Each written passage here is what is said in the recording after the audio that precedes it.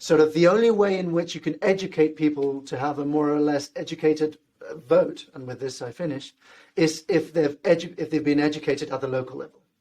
Otherwise, what you're going to get is sort of a band of cattle who just choose their shepherd every 4 years. Mm.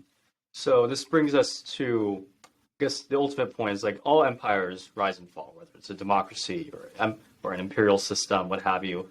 Is this sort of democracies, this is the fine line we walk when we live in a democracy, is either a choice between some, this amazing experiment in freedom and association, or the centralization of power and ultimately, authoritarianism. Is this sort of the fine line that we're walking almost basically every 4 years with our democracy? Mm-hmm.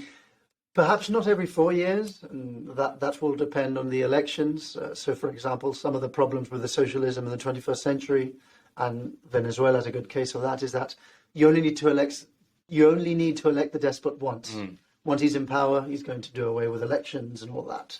But, for example, it's interesting that Plato, and I think this is in the book 8 of the Republic, he sees not democracy as the worst system.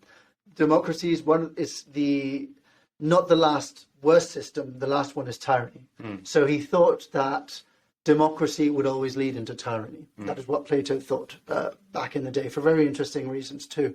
But this is something that is always very important, and sort of those famous quotes that you have from the founding fathers of the price of liberty is eternal vigilance, and so on and so on.